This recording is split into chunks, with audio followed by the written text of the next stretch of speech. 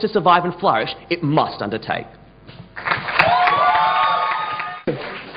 As a Singaporean, I am damn proud to say that Malaysia should never, ever, ever get nuclear energy. And it was quite funny watching the Brits and the Australians struggle with this issue and talking about Malaysia in a very amorphous and academic way. Because they fail to actually engage with what's happening in Malaysia. And you can tell that, like, from Doug all the way down to Amit. And what's the reality of the situation that we see today? That we need to realize one thing. That whilst all their arguments are true in a way, right? Think of example, economically, it's necessary. Think of example, you need to move away from fossil fuels. Think of example, the high cost of carbon in the future. That's an argument to move to alternative sources of energy. But the problem that we have coming from this side of the house is that nuclear energy should never be an option because there are systemic problems currently inherent in the Malaysian system that will ensure that this will be a disaster. And I'm going to extend in two fronts.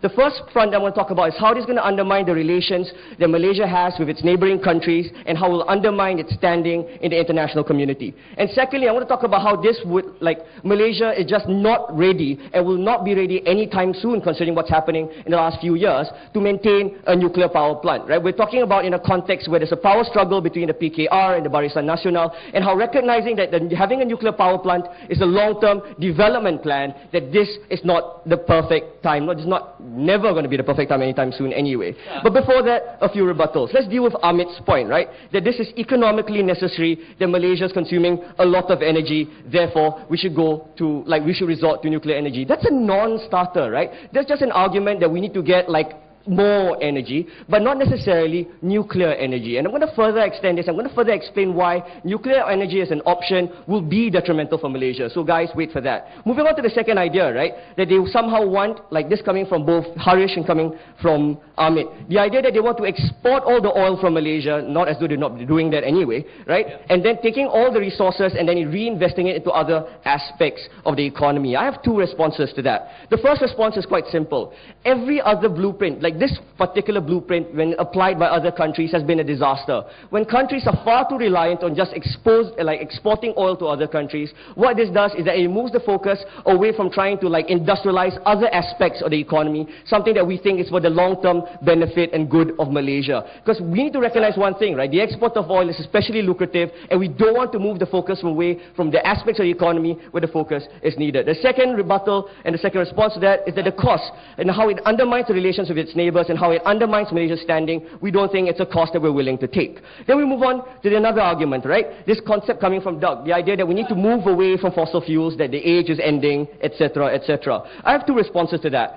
First response is that recognizing that Malaysia is a net producer of oil, they have the luxury of time to focus on alternative sources of energy, like solar energy, like hydro energy. They don't necessarily have to just jump into the ship and the bandwagon of nuclear energy, which we think will be detrimental. Secondly, we need to recognize one thing. Malaysia has lovely relationships with OPEC countries and the OIC countries. We don't think necessarily a dependence on the Arab countries will be something that's bad, considering that Malaysia has cultivated very, like, loving relationships with its Arab friends. I can't find a better word. I'm really sorry. Now we move on to my first point of substantive, the idea about how this undermines its relations with neighboring countries. There are two aspects to this argument, right? The first aspect is quite simple. Right now, neighboring countries are suspicious of Malaysia. The recent WikiLeaks cables just shows that Professor Tommy Koh thinks that the Malaysian leadership is to an extent incompetent. We're not saying that it's true, but that's the perception that people have as it stands, intrinsic and inherent in its neighboring countries, right? From Indonesia and Singapore. What they're probably going to think, right? And what you're going to fear is that the fear that somehow Malaysia, even though this is like a huge logical leap,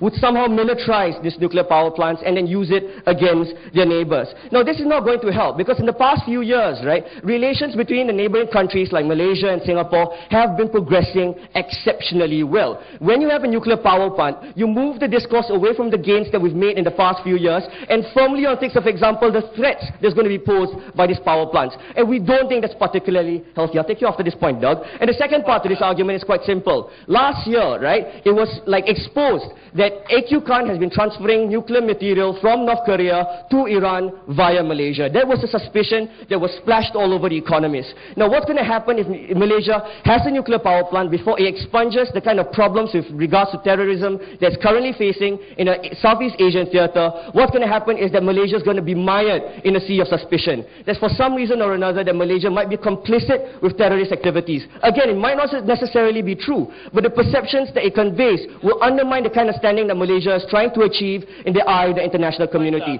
Najib Tun Razak, with his Merdeka Tower plans, was quite clearly trying to establish Malaysia as a force to be reckoned with. When you have a nuclear power plant, that's not going to help Malaysia in any shape or form. I'll take the more handsome one. Don't know about your judgments on that one.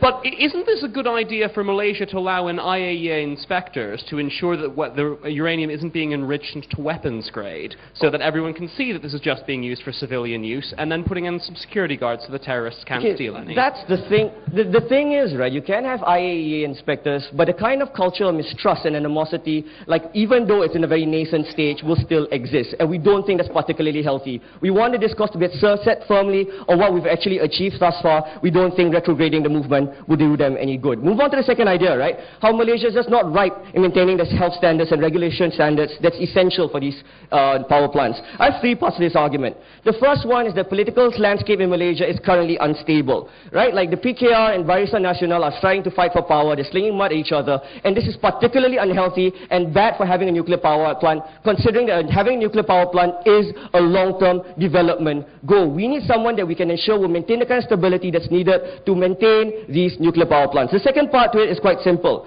Like this is a country that's plagued by things, for example, lax standards and lax regulations. Like it's quite hard. Like you see all over the country buildings that have not been completed, like skeletals of buildings littering around Putrajaya. And you expect the same people to somehow maintain the standards of a nuclear power plant. We don't think they've effectively proven their capabilities to an extent that we are assured that they'll be able to do the job well. And third one, whether it's true or not, I'm being apolitical here, there have been allegations of cronyism and things of, for example, corruption that's been rife and rampant within Malaysia itself. Things of, for example, turning like a proposed national medical university into a pork farm, the largest pork farm in the world, for the benefit of political cronies, are some of the allegations that ensures that if you move this part, propose things, for example, nuclear power plant, that you won't necessarily get the kind of standards that we think is important. This is bad. You see dumping of things, for example, rural areas, and fallout is a massive possibility. Because they don't understand what's basically happening in Malaysia, and because we are truly Singaporean, we are proud to oppose.